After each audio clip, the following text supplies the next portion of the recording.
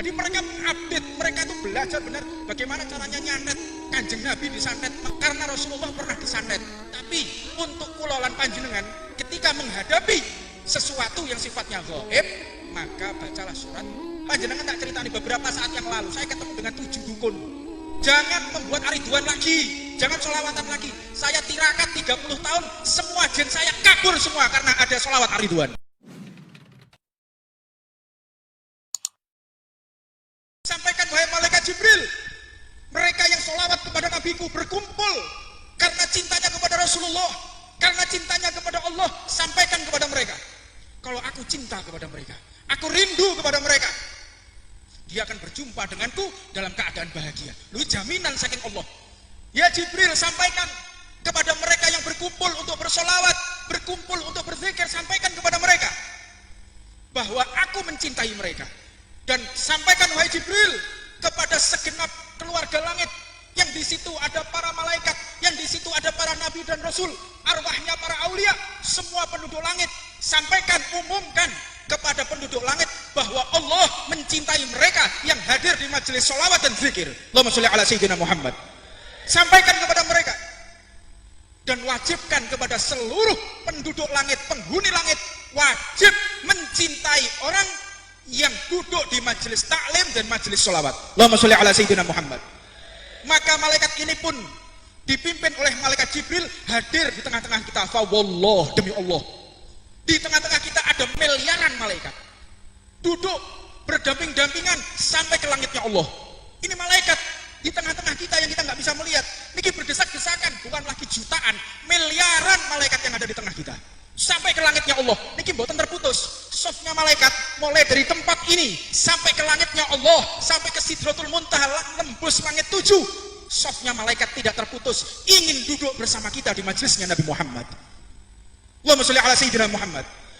Lah wis sing koyo ngono kok iso ana setane lho tekan ndi. Ini malah aneh meneh.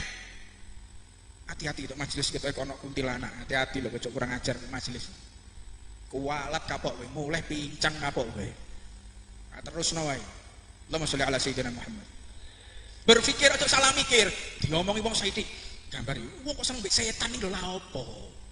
Saidi oh kita kena santet iki. Oh kita kena guna-guna. Oh gampang tenan to kena guna-guna, kena santet iki. Auzubillah min. Jangan salah berpikir.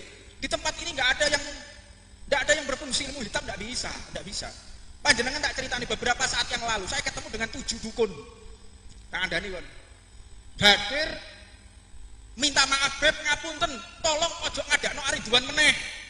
Kula niki pun tirakat 30 tahun, dukun pitu teko omahku. Jangan membuat ariduan lagi, jangan sholawatan lagi. Saya tirakat 30 tahun, semua jin saya kabur semua karena ada sholawat ariduan. Allahumma sholli ala sayyidina Muhammad. Lah kok ana jin teko nyasar tok majelis lho lha opo? Nah, kali wong iki genep wis ngene-ngene iki. Makanya dadi wong nambahkan ilmu, nambahno ilmu. Kalau kita tidak mengenal majelis taklim, gak ngerti majelis itu seperti apa, ya akan seperti itu. Bahkan beberapa dari jamaah nisa itu ada yang lapor, beb, niki susukku coplok. Lho ora sing ono bereng. Lah kok niki lho apa nggih susuk lho apa? Nggih susuk, iya beb supaya aku lek masak niku rasane enak. Ono meneh. Tapi betul dituduhno cilik. Bentuknya seperti jarum cilik. Keluar dari tangannya dimasukkan oleh dukunnya. Ono sing model kaya ngono. Sampai kayak begitu. Lah kita kok paham. Oh iya, medeni. Teko ndi? Ono penampakan itu. Penampakan teko ndi? Ya krune Mas Pur ndi wong e? Sing ke foto iki. Ndi? Pengadeg wong ndi? Ngadeg ndi wong sing? Hah? Kowe ndi ngadeg? Lho sing ke foto iki lho. Lho. Iki lho wong e. Oh. Ono eneh anyar meneh. Allahumma sholli ala sayyidina Muhammad. Ojo salah dalam berpikir, dalam segala apapun. Jangan kita berpikir yang sehingga juga salah dalam menerapkan agama. Untuknya penting kita belajar ilmu, jangan tinggalkan majelis niki. Banyak pemikiran kita yang sudah terkontaminasi dengan pemikiran-pemikiran yang sesat. Lebih lagi mereka para musuh Allah dari kaum satanis, kaum Freemason, penyembah setan. Mereka membuat gamer yang bisa mengkombinasi ilmu sihir di dalam game sehingga lupa kepada orang tua, lupa kepada Allah dan Rasulnya. Jadi kombinasi game, apa game online saya gitu? Gawe game online. Itu mereka penyihir-penyihir, dukun-dukune Yahudi, kan apa-apane Pak. Dukune Yahudi ambek dukune Indonesia kan apa-apane dukune Indonesia. Jine Indonesia iki lho. Mentok apa? Ndas sapi. Panganan lho ndas sapi. Jine doyanane apa? Ndas sapi. Jine tong sungai ini lho. Wong wedok perawan sing paling ayu sak desa, beda kelas. Ini keilmuannya sangat tinggi sekali jin yang ada di sana karena memang dukun-dukun dulu yang dihadapi adalah para nabi. Nabi yang didepi, rasul.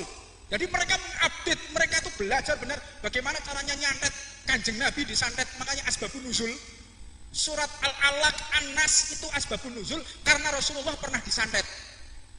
Dengan cara apa? Salah satu khodam pembantunya Rasulullah itu diperintahkan oleh penyihir nih mengambil rambutnya Nabi Muhammad, dipendet.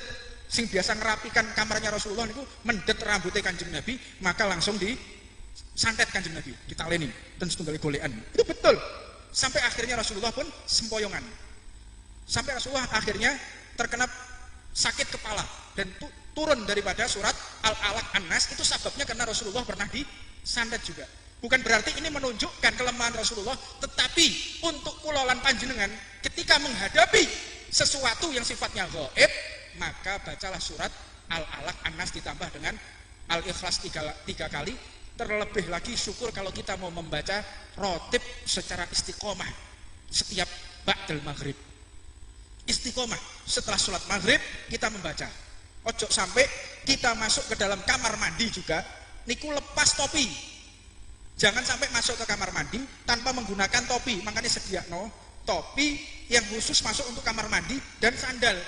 Karena jin niku sing paling bisa masuk ya di kamar mandi, dan masuknya jin dari depan buatan sakit. Samping tidak bisa. Masuknya jin dari telapak kaki, kedua telapak kaki dan dari ubun-ubun. Iki mlebune jin.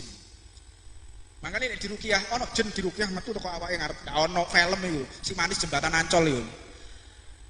Tidak ada, masuknya jin dari atas dan dari bawah. Dan paling cepat masuknya itu di kamar mandi. Makanya nek jero jeding gawe sandal pakai tutup kepala. Syukur-syukur kalau mandi menggunakan sarung. Aja udah blejet. Adus udah blejet. Bayut. Garai kere, tak ada nih. Makanya kere gak suga-suga model adus koyo ngono iku. Terus lek adus aja teman-teman. Gubu. Garai kere. Ini menghilangkan barokah. Adus sing halus. Kalau bisa tidak ada sampai ada suara keluar. Ku sing api-api wong kok jero jeding. Tidak ada suara sama sekali. Ojo saiki tambah dikai mic. Jeding dikai mic lho piye? Ono sing model koyo ngono. Gawe handphone mbek nyanyi-nyanyi. Ora pokro blas.